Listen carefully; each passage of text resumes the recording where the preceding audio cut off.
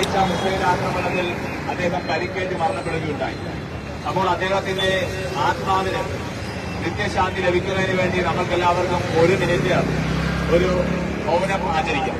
എല്ലാവരും ചെയ്ത് എടുക്കുന്ന മൗനം ആചരിക്കുക.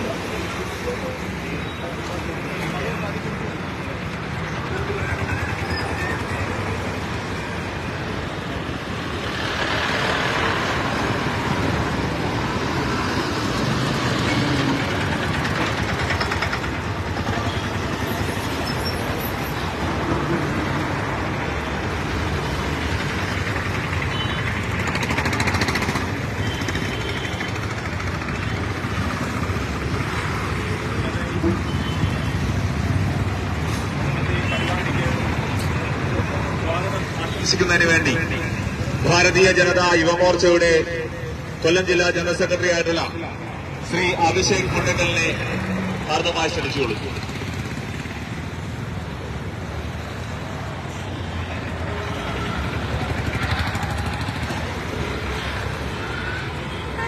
യുവമോർച്ച കൊല്ലം ജില്ലാ കമ്മിറ്റിയുടെ ആഭിമുഖ്യത്തിൽ നടക്കുന്ന പരിപാടിക്ക് സ്വാഗതം ചെയ്യുക എന്ന കർത്തവ്യമാണ് ഞാനിവിടെ നിർവഹിക്കുന്നത്.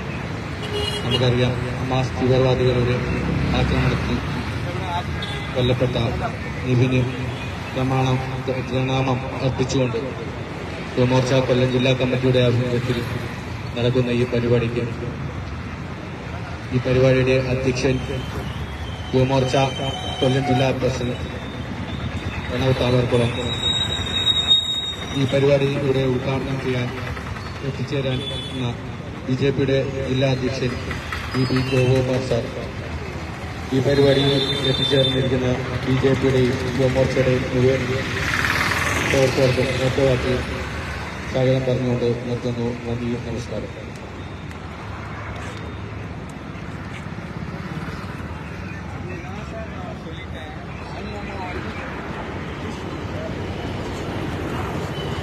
പ്രിയപ്പെട്ട സഹോദരീ സഹോദരന്മാരെ, ഭാരതീയ ജനതാ യുവമോർച്ചയുടെയും ബിജെപിയുടെയും സഹപ്രവർത്തകരെ, വ്യാപാരി വ്യവസായികളെ, കൃത്യനിർവഹണം സത്യസന്ധതയോടെയും ആത്മാർത്ഥതയോടെയും ചെയ്യുന്ന പോലീസ് ഉദ്യോഗസ്ഥരെ, മാധ്യമ സുഹൃത്തുക്കളെ, എല്ലാവർക്കും വേദ നമസ്കാരം.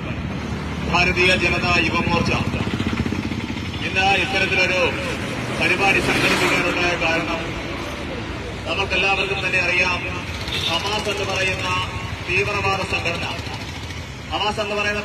സംഘടന കഴിഞ്ഞ കുറച്ചു മാസങ്ങളായിട്ട് തന്നെ പാലസ്തീൻ എന്ന് പറയുന്ന രാജ്യത്തിലേക്ക് അവിടുത്തെ ജനങ്ങളെ കുരുതിക്ക് കൊടുത്തുകൊണ്ട് ഇസ്രായേൽ എന്ന് പറയുന്ന രാജ്യത്തിലേക്ക് നിരന്തരം ഷെല്ലാക്രമണങ്ങളും അത്തരത്തിൽ മിസൈൽ ആക്രമണങ്ങളും നടത്തിക്കൊണ്ടിരിക്കുന്ന വേളയാണ്.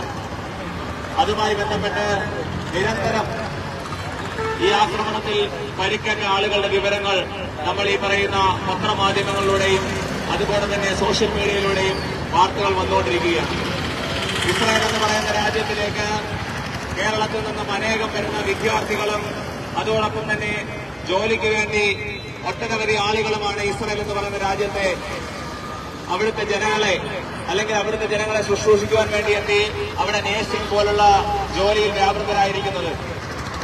അത്തരത്തിലുള്ള ഇസ്രായേൽ എന്ന് പറയുന്ന രാജ്യത്തിലേക്കാണ് പാലസ്തീനിലെ ഭീകര സംഘടനയായിട്ടുള്ള ഹമാസ് എന്ന് പറയുന്ന തീവ്രവാദ സംഘടന നിരന്തരം മിസൈൽ ആക്രമണം നടത്തിക്കൊണ്ടിരിക്കുന്നത്. അതിന്റെ അവസാനത്തെ ഇരയാണ് കൊല്ലം വാടിയിലുള്ള നിവിൻ മാക്സ്വൽ എന്ന് പറയുന്ന അഗ്രികൾച്ചർ വേണ്ടി തൊഴിലിന് വേണ്ടി ചെന്ന ചെറുപ്പക്കാരൻ. അദ്ദേഹത്തിന്റെ സഹോദരൻ ഉൾപ്പെടെയുള്ള ആളുകൾ ഇപ്പോഴും ഇസ്രായേലിൽ തൊഴിൽ ചെയ്തുകൊണ്ടിരിക്കുകയാണ്. ആ ഒരു വേളയിലാണ് നിവിന്റെ ശരീരത്തിലേക്ക് പാലസ്തീനിലെ ഹമാസ് എന്ന് പറയുന്ന തീവ്രവാദ സംഘടനയുടെ മിസൈൽ ആക്രമണം ഉണ്ടായത്. തുടർന്ന് നിവിൻ നമ്മളെയൊക്കെ വിട്ട് പോവുകയും ചെയ്തു. ഇതിലൂടെ നമ്മൾ മനസ്സിലാക്കുന്നത് ഭാരതത്തിലെ കൊല്ലത്തെ കച്ചേരിയിൽ എന്ന് പറയുന്ന സ്ഥലത്ത് അല്ലെങ്കിൽ വാടിയിൽ കേന്ദ്രീകരിച്ച് താമസിക്കുന്ന ഒരു നിവിൻ എന്ന് പറയുന്ന ചെറുപ്പക്കാരൻ ഹമാസ് എന്ന് പറയുന്ന തീവ്രവാദ സംഘടനയുടെ ആക്രമണത്തിൽ മരണപ്പെട്ടത് ഇവിടുത്തെ ഇടതിനോ വലതിനോ യാതൊരു വിധത്തിലുള്ള ശ്രദ്ധാഞ്ജലികളോ ആദരാഞ്ജലികളോ അർപ്പിക്കുവാൻ വേണ്ടി പൊതുസമൂഹത്തിന് മുൻപിൽ എത്താത്തത് ഇവിടുത്തെ തീവ്രവാദ സംഘടനകളെ ഭയന്നുകൊണ്ടാണ്. നിവിൻ മാക്സ്വൽ എന്ന് പറയുന്ന ചെറുപ്പക്കാരന്റെ മരണത്തിന് ഉത്തരവാദി ഇവിടുത്തെ ഇടത് വലത് സംഘടനയാണ്. പാലസ്തീന് ഐക്യദാർഢ്യം പ്രഖ്യാപിച്ചുകൊണ്ട് ഹമാസിന് വേണ്ടി ശബ്ദമുയർത്തുന്ന രാഷ്ട്രീയക്കാരായിട്ട് ഇവിടുത്തെ ഇടത് വലത് മാധ്യമങ്ങൾ അല്ലെങ്കിൽ ഇടത് വലത് രാഷ്ട്രീയക്കാരും അവരെ പിന്തുണയ്ക്കുന്ന മാധ്യമങ്ങളും മാറിക്കൊണ്ടിരിക്കുന്ന വേളയിലാണ് ഇന്ന് യുവമോർച്ച ഇസ്രായേലോടൊപ്പമാണെന്നും ഭരണത്തിലും അതോടൊപ്പം പരിക്കുവറ്റ ജനങ്ങളോടൊപ്പം അവരോടൊപ്പം കുടുംബത്തിനോടൊപ്പം എന്നുള്ള രീതിയിൽ മുദ്രാവാക്യങ്ങൾ ഉയർത്തിക്കൊണ്ട് ഇന്നിതുപോലൊരു പരിപാടി സംഘടിപ്പിച്ചിരിക്കുന്നത്. പ്രിയമുള്ളവരെ, നമ്മൾക്ക് എല്ലാവർക്കും തന്നെ അറിയാം, ഇസ്രായേൽ എന്ന് പറയുന്ന രാജ്യം ഭാരതത്തിന് വേണ്ടി ഒരുപാട് സമയത്ത് യുദ്ധസമയത്ത് അതോടൊപ്പം തന്നെ ടെക്നോളജി പരമായിട്ട് ഒരുപാട് വാഗ്ദാനങ്ങളും സഹായങ്ങളും സഹകരണങ്ങളും നൽകിയിട്ടുള്ള രാജ്യമാണ്. അത് ഉദാഹരണമാണ് ബെഞ്ചമിൻ നെതന്യാഹു എന്ന് പറയുന്ന ഇസ്രായേലിന്റെ പ്രധാനമന്ത്രി. ആ പ്രധാനമന്ത്രി ഇന്ത്യയുടെ പ്രധാനമന്ത്രിയായിട്ടുള്ള ശ്രീ നരേന്ദ്രമോദിയെ കാണുന്ന വേളയിൽ അദ്ദേഹം പറയുകയുണ്ടായി, കടൽ വെള്ളത്തിൽ നിന്നും കുടിക്കുവാനുള്ള ആവശ്യമുള്ള രീതിയിലേക്ക് വെള്ളം ശുചീകരിച്ചുകൊണ്ട് ജനങ്ങൾക്ക് കൊടുക്കുവാനുള്ള ഒരു സംവിധാനം, ഒരു ടെക്നോളജി അത് ഭാരതത്തിന് കൈമാറാമെന്ന് പറഞ്ഞിട്ടുണ്ട്. അതോടൊപ്പം തന്നെ ഇന്ത്യ പലവിധത്തിലുള്ള ആക്രമണങ്ങളിലും അല്ലെങ്കിൽ ഭീകരാക്രമണങ്ങൾ നേരിടുമ്പോൾ ഇന്ത്യക്ക് പരിപൂർണ പിന്തുണ പ്രഖ്യാപിച്ചുകൊണ്ട് ഓടിയെത്തുന്ന രാജ്യം ഇസ്രായേലാണ്. എന്നാൽ പാലസ്തീൻ എന്ന് പറയുന്ന രാജ്യം UN-ൽ പോലും വോട്ട് രേഖപ്പെടുത്തുമ്പോൾ തീവ്രവാദ രാഷ്ട്രമായിട്ടുള്ള പാകിസ്ഥാനോടൊപ്പമുള്ള പലതവണ നമ്മൾ കണ്ടിട്ടുള്ളതാണ്. അത്തരത്തിലുള്ള ഭീകരവാദ സംഘടനയെ സപ്പോർട്ട് ചെയ്യുന്ന പാലസ്തീൻ എന്ന് പറയുന്ന രാജ്യത്തിനോടൊപ്പമാണ് കേരളത്തിലെ പല രാഷ്ട്രീയക്കാരും. പ്രിയമുള്ളവരെ, നമ്മൾ മനസ്സിലാക്കണം, പാലസ്തീന് വേണ്ടി ഐക്യദാർഢ്യം പ്രഖ്യാപിക്കുന്ന ആളുകൾ എന്തുകൊണ്ടാണ് അഫ്ഗാനിസ്ഥാന് വേണ്ടി ഐക്യദാർഢ്യം പ്രഖ്യാപിച്ചുകൊണ്ട് മുന്നോട്ട് വരാത്തത്? പാലസ്തീനിൽ മിസൈലാക്രമണം നടത്തിക്കൊണ്ട് ആളുകൾ മരണപ്പെടുമ്പോൾ സ്ത്രീകൾക്ക് വേണ്ടിയും കുഞ്ഞുങ്ങൾക്ക് വേണ്ടിയും കണ്ണീരൊലിപ്പിക്കുന്ന ആളുകൾ എന്തുകൊണ്ടാണ് അഫ്ഗാനിസ്ഥാനിൽ മരണപ്പെടുന്ന പെൺകുട്ടികൾക്കും അമ്മമാർക്കും സ്ത്രീകൾക്കും വേണ്ടി ശബ്ദമുയർത്താത്തത്? ഇവിടുത്തുള്ള തീവ്രവാദ സംഘടനകൾ പറയുന്ന രീതിയിലാണെങ്കിൽ കൃത്യമായ രീതിയിൽ അവരുദ്ദേശിക്കുന്ന ഭരണം നടത്തുന്നത് അഫ്ഗാനിസ്ഥാനിലാണ്. അഫ്ഗാനിസ്ഥാനിൽ താലിബാനിലെ ഭരണമാണ് ഇന്ത്യയിൽ ഇവർ കൊണ്ടുവരാൻ വേണ്ടി ആഗ്രഹിക്കുന്നത്. സ്ത്രീകൾക്ക് പുറത്തിറങ്ങാൻ പറ്റാത്ത അവസ്ഥ, സ്ത്രീകൾക്ക് കൈകൾ ക്യൂടെക്സിടാൻ പറ്റാത്ത അവസ്ഥ, സ്ത്രീകൾക്ക് കണ്ണ് കാണിക്കാൻ പറ്റാത്ത അവസ്ഥ, അത്തരത്തിലുള്ള ഭീകരതയാണ് അഫ്ഗാനിസ്ഥാനിൽ വിളയാടിക്കൊണ്ടിരിക്കുന്നത്. അപ്പോൾ അവിടത്തുള്ള പെൺകുട്ടികൾക്കും സ്ത്രീകൾക്കും കുട്ടികൾക്കും വേണ്ടി ശബ്ദമുയർത്താത്ത, അവർക്ക് വേണ്ടി ഐക്യദാർഢ്യം പ്രഖ്യാപിക്കാത്ത ഇവിടുത്തെ UDF-ഉം LDF-ഉം ഇന്ത്യ മുന്നണി എന്നുള്ള രീതിയിലെ കൂട്ടുമുന്നണിയും എന്തുകൊണ്ടാണ് പാലസ്തീനും വേണ്ടി മാത്രം ശബ്ദമുയർത്തുന്നത്? ഇന്നിവിടെ മരണപ്പെട്ട ചെറുപ്പക്കാരനായിട്ടുള്ള നിബിൻ, അദ്ദേഹം save Syria, pray for Syria എന്നുള്ള സോഷ്യൽ മീഡിയ ക്യാമ്പയിനിൽ പങ്കാളിയായിട്ടുള്ള ആളാണ്. ദുരിതമനുഭവിക്കുന്നവർക്കും ദുഃഖമനുഭവിക്കുന്നവരുടെ ഒപ്പമായിരുന്നു ആ ചെറുപ്പക്കാരൻ. ഇന്ന് ആ ചെറുപ്പക്കാരന്റെ ദുരന്തമുണ്ടായിട്ടും ആ കുടുംബത്തിന്റെ വിഷമത്തിലും ആ കുടുംബത്തിനോടൊപ്പം നിൽക്കുവാൻ പോലും ഇവിടുത്തെ ഇടതനോ വലതനോ മുന്നോട്ട് വരുന്നില്ല എന്നുള്ളത് കേരള മനസ്സാക്ഷിയെ സംബന്ധിച്ച് ഞെട്ടിക്കുന്ന കാര്യങ്ങളാണ്. അതുകൊണ്ട് തന്നെ ഈ ഇന്ന് മരണപ്പെട്ട നിബിൻ മാക്സ്വൽ എന്ന് പറയുന്ന ചെറുപ്പക്കാരന്റെ മരണത്തിന് കാരണം ഹമാസിനെയും പാലസ്തീനെയും പിന്തുണച്ച് ഇവിടെ ഐക്യദാർഢ്യ റാലികൾ സംഘടിപ്പിക്കുന്ന UDF-നും LDF-നും മുസ്ലിം ലീഗിനും ഉത്തരവാദപ്പെട്ടതാണ്. അതുകൊണ്ട് തന്നെ വരും ദിവസങ്ങളിലും ഇസ്രായേലിന് ഐക്യദാർഢ്യം പ്രഖ്യാപിച്ചുകൊണ്ട് ഭാരതീയ ജനതാ യുവമോർച്ചയുടെ നേതൃത്വത്തിൽ റാലികളും ഇത്തരത്തിലുള്ള പരിപാടികളും സംഘടിപ്പിക്കുമെന്ന് മാത്രം പറഞ്ഞുകൊണ്ട് എന്റെ വാക്കുകൾ നിർത്തുന്നു. നമ്മളിവിടെ പങ്കെടുത്ത എല്ലാവരും തന്നെ മരണപ്പെട്ട ലിബിന് പുഷ്പാർച്ചന അർപ്പിച്ചുകൊണ്ട് നമ്മുടെ പരിപാടിയിൽ പങ്കെടുക്കണമെന്ന് അഭ്യർത്ഥിക്കുന്നു. വന്ദേ മാതരം.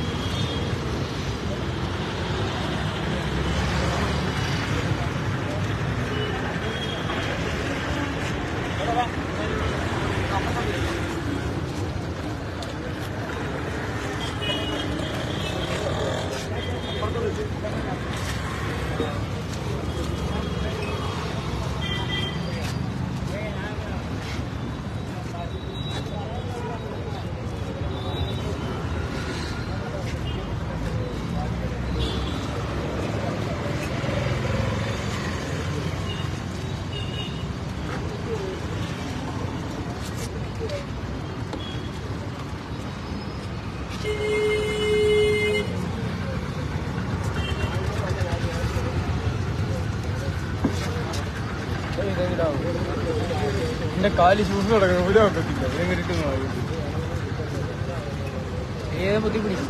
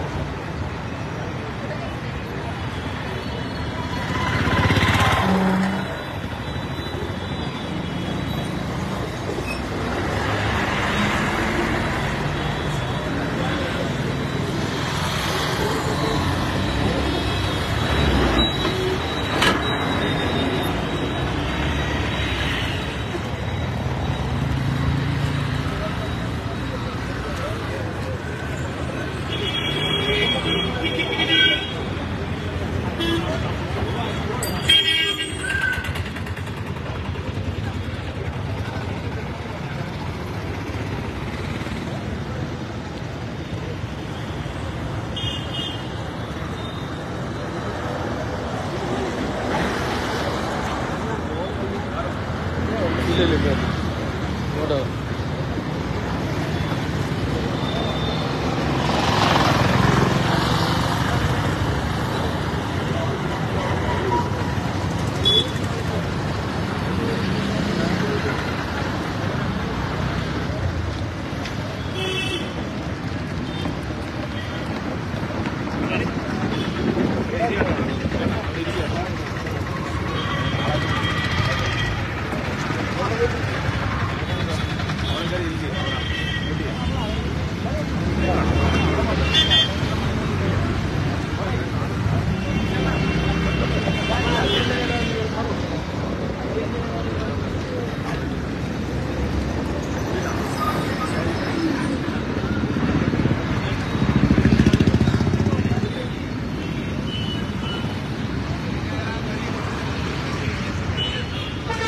രണ്ടാഴ്ചയുടെ വെറുതെ കൊടുക്കാം അങ്ങോട്ട്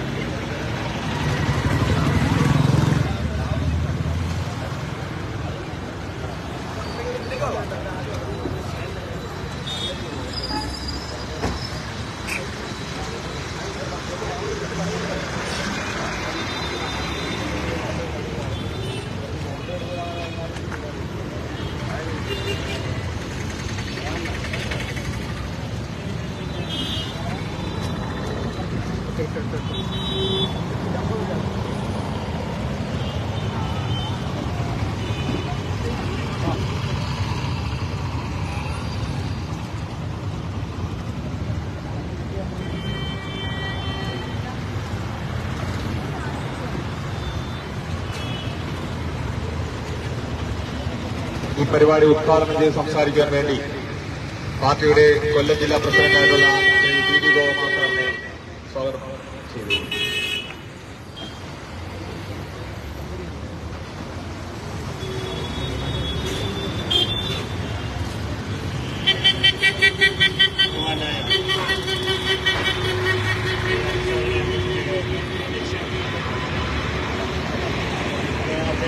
കൊല്ലം ജില്ലാ പ്രസിഡന്റ് ശ്രീ പ്രണവ് താമരക്കുളം,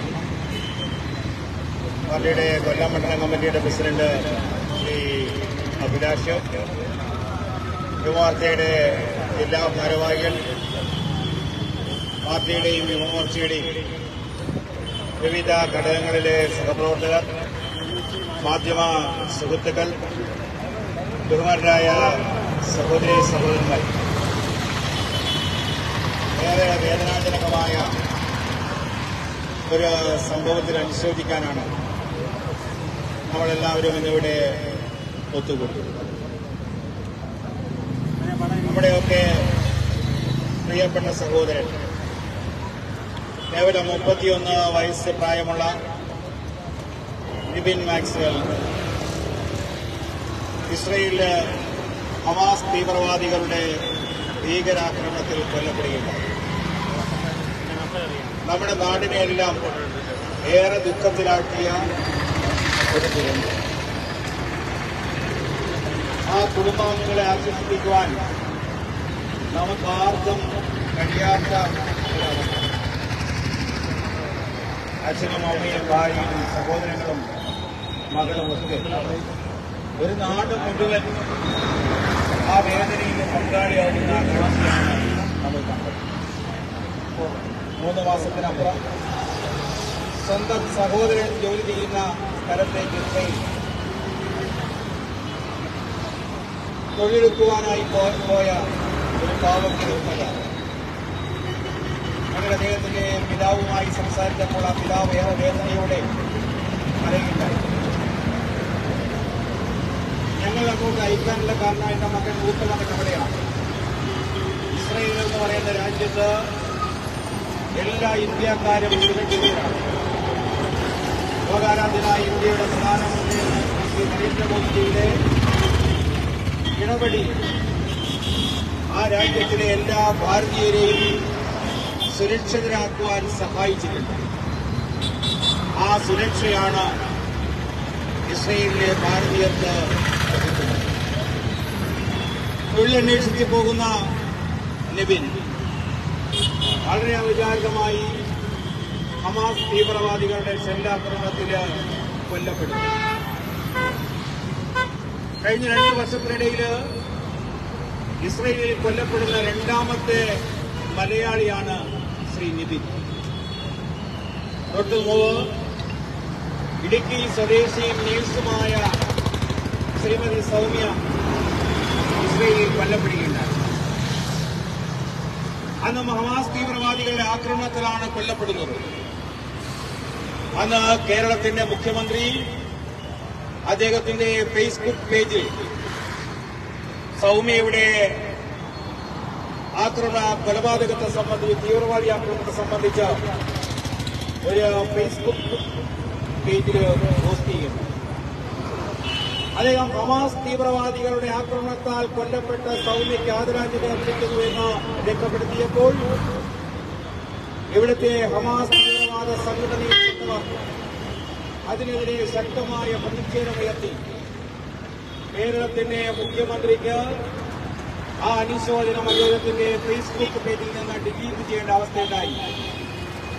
കേരളത്തിന്റെ പ്രതിപക്ഷ നേതാവ് ഇതേ സമയം ഒരു അനുശോചനം രേഖപ്പെടുത്തിയപ്പോൾ ഹമാസ് തീവ്രവാദികളാൽ കൊല്ലപ്പെട്ടു എന്ന വാക്ക് അദ്ദേഹത്തിന്റെ ഫേസ്ബുക്ക് പേജിൽ കുറിക്കാൻ പോലും തയ്യാറായില്ല.